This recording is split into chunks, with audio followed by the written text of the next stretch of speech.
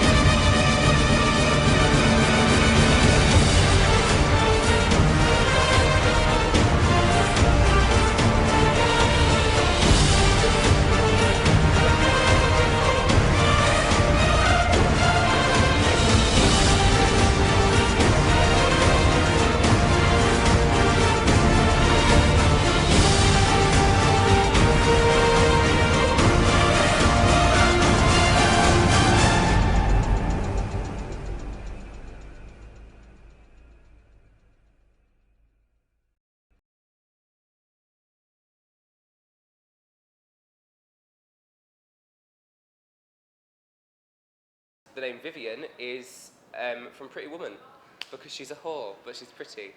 And she comes from nothing, and then she's fabulous, and she grows. Kind of like kimchi.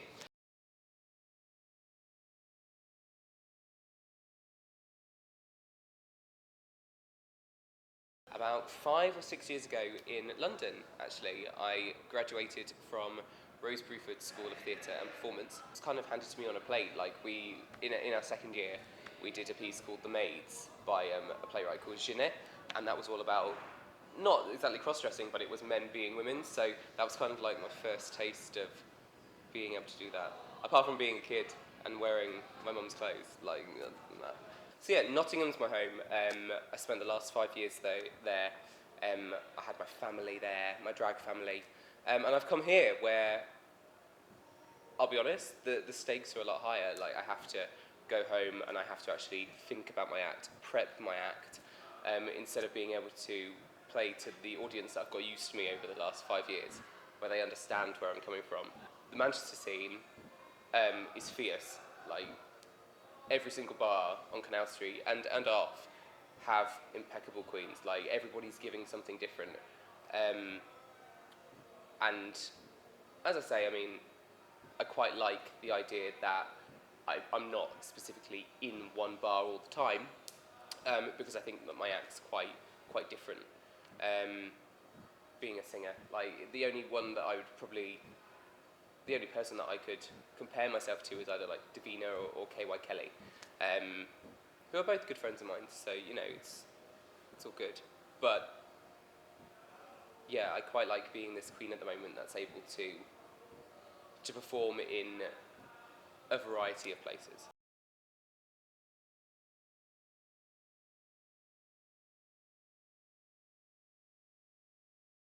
Tori Amos is a massive inspiration to me. I have her lyrics, et voila, on my arm. I hate people that have lyric tattoos, fucking waste of fucking money. But I went and had them anyway. I love Tori Amos, she's incredible. And I was lucky enough to see her. And I love it because she's now got to this point where she's old enough to now start wearing glasses while she's playing the piano.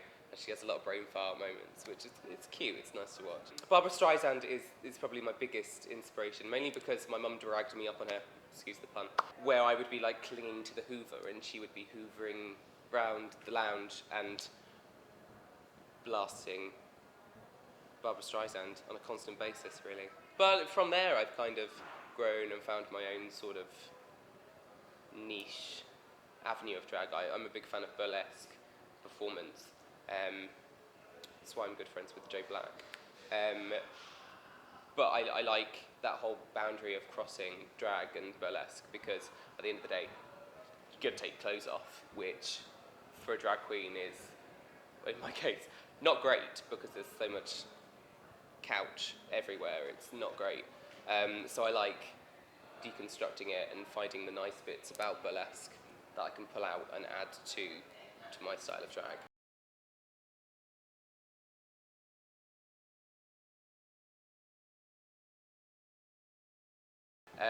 I received my confirmation email to say that I was a finalist for RuPaul's Drag Race UK Ambassador um, which I didn't actually think was even a possibility. I'd entered not expecting anything. Like, I had entered knowing that people like Cheddar Gorgeous had entered, and Anaphylactic, and then like Bag of Chips, Vicky Vivacious, like big queens that are performing like every single night of the week had entered, and my name was dropped, and it was just like, oh, okay. Shit got real. So yeah, I kind of applied for it because because Titania, Bonbon, best friend, she had applied, and she was just like, why aren't you doing it? Do it, it'll be great, great exposure. And she filmed my entire video, and she edited it in her own time and everything. We just sat there, and she asked me my questions, and I babbled through them. Sound familiar? And and then I got my email, and I was with her at the time, and she had entered, and unfortunately she didn't get through, and it was kind of a bittersweet moment at that point. Turns out it wasn't an amazing experience. It wasn't the experience that it was set out to be. I think the common opinion of the entire event was that it was pointless in a way. Like, we don't really know why it was done. We don't really know what it's led to. And maybe Rue's got it all tucked away under his sleeve, and he knows exactly why that happened. But it was kind of just, RuPaul's really big in the US at the moment, let's do something in the UK. We can't do RuPaul's Drag Race UK yet, so let's do something that just kind of shows that he's still interested. But it was a great experience. It was a great experience. I met some really lovely queens. I met Anaphylactic, Grace Honey Smith, and Lil, who are big queens on the Manchester scene, and they were literally the loveliest people ever. Like, when I first moved to Manchester, me and Anna, we went for coffee. Like, it was just nice to see them again and have a chat and just be normal and not have the stress of, I'm about to walk a runway in front of RuPaul. So we had that opportunity there. Walked the runway, and the moment that we turned up to Café de Paris, we found out that 9 queens would be eliminated immediately. So we were just like, now we know why people like Cheddar Gorgeous wasn't involved. We know why people like Bagger wasn't picked, or Vicky, because they were bigger names on the scene. If you eliminate people who still could offer something, but don't have as much of an online image, then it's easier for the panel to just be like, okay then bye. Because the top 3 were Eddie OK Adams, who's fabulous. I love her to pieces. She's a very good friend of mine. Lavoie, and Vivienne. So, you know, and they were 3 people that had this image online beforehand, which, you know, I think aided that. But they slayed, you know. Props to them. They did a good job. But yeah, that was pretty much exactly a year ago. A year ago this time last year. But yeah, and Pearl was performing, so we got to have a bit of a kiki with her, and she was just like, don't do it. If they ask you to go on the show, don't do it. And I was like, okay. Sounded a bit like Katya then, like, don't do it. But yeah. So that was nice, and just got a bit rat-assed with Silver Summers and Bagger, who had smuggled in some alcohol, which was quite nice, so they didn't have to pay for much. It was great, and it really paid off, because I got to perform, and it was awesome, and I got some really great critique from the Manchester scene, which I hadn't had before.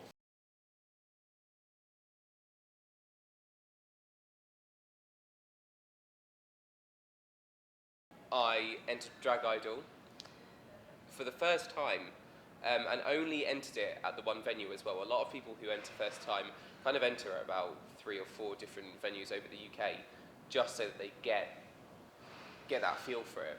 And I wish that I had done, actually. But yes, I've entered Drag Idol, and I'm incredibly excited. I'm nervous, but I always tell myself that nerves are the same feeling as excitement, so I've just got to mentally turn it around and then I'll be fine. I don't think I was as nervous as I should have been at the final heat, which is why I came second, which still got me through to the final, but which got me second and not first place.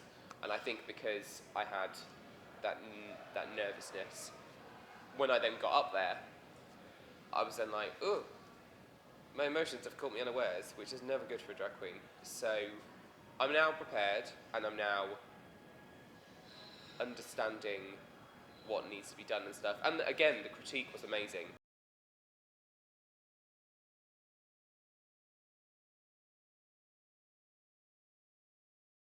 If I win the Drag Idol heat on Wednesday, then I go to the semis in Birmingham at Eden Bar, and then if I win that, then I go to the final at the Two Brewers in London, which is nice. I've performed at the Two Brewers before, so it's a nice venue to do.